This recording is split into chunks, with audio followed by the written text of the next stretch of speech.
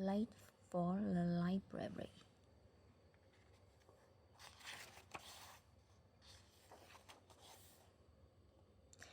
Chapter 1 Favorite Books. One day, Mrs. Robinson asked everybody in the class to bring in a favorite book. Toby brought in a book about bats. Felicia brought in a book about a girl who saves the day with her hairball. Rich brought in a book about a boy who dreams of doing something really important.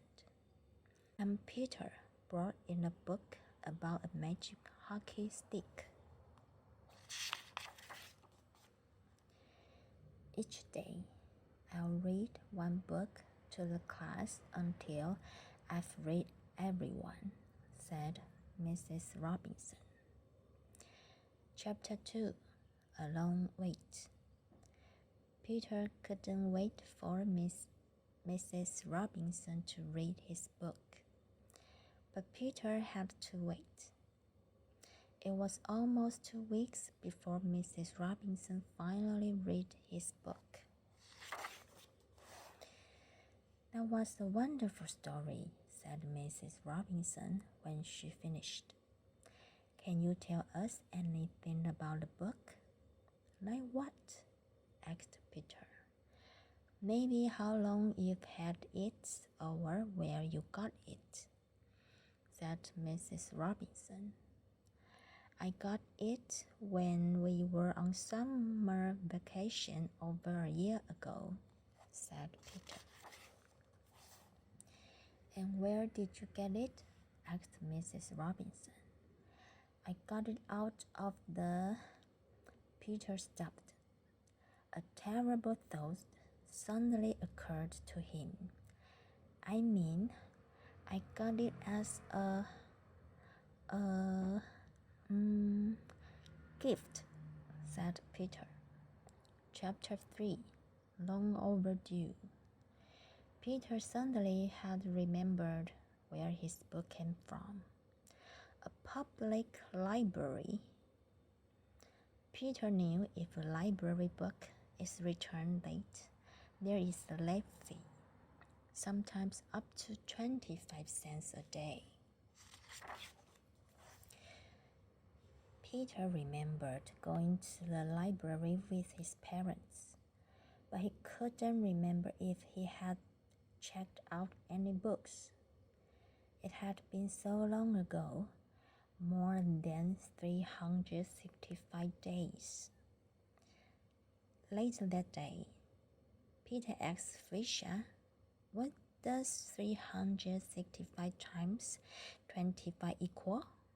Felicia was good at math.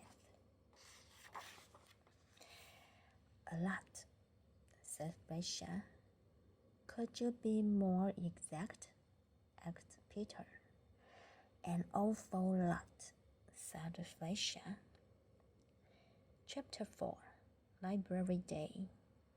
The next day, Mrs. Robinson's class visited the school library. I have a question, Peter said very slowly to Miss Lerner, the school librarian. I can hardly hear you, said Miss Lerner. I thought we were supposed to whisper in the library, said Peter. That is true, said Miss Lerner, but whisper just a little bit louder. Well, said Peter, I mean, a friend of mine has a problem. He has a library book that he never returned. Oh, said Miss Lerner, that is a problem. How late is your friend's book? Over a year, said Peter. Oh my, said Miss Lerner. At 25 cents a day, that would add up to, well, an awful lot. Exactly, said Peter. What do you think my friend should do? Maybe if he would bring in the book, I could help, said Miss Lerner. I have it right here, said Peter. Do you think I could borrow it? Asked Miss Lerner. Sure, said Peter. After all, this is a library. Chapter 5. A Comic Idea. Back in class, Peter stared out the window. Is anything the matter? Asked Mrs. Robinson. No, said Peter. I'm fine. But Peter wasn't fine. He had to raise an awful lot of money in a hurry.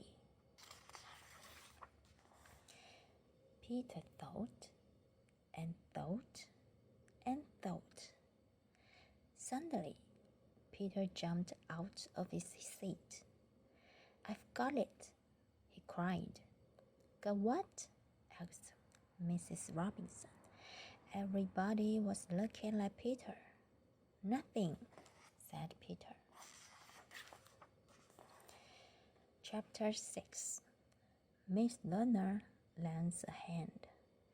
The next morning on the playground, Felicia called to Peter.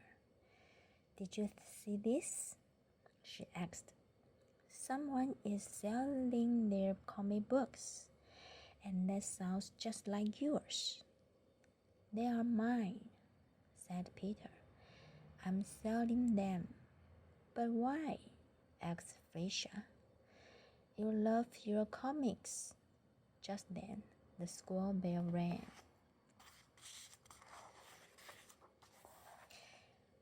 Miss Lerner stopped Peter in the hallway. I called the library, said Miss Lerner, and I have some good news for your friend. What is it? Asked Peter. The book is overdue at all, said Miss Lerner. It has to be, said Peter. My friend has had it since last summer.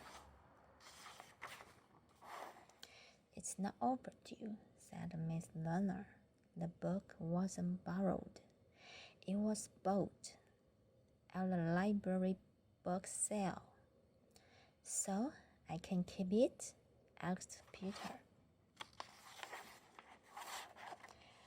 Of course you can't, said Miss Lerner. But your friend can.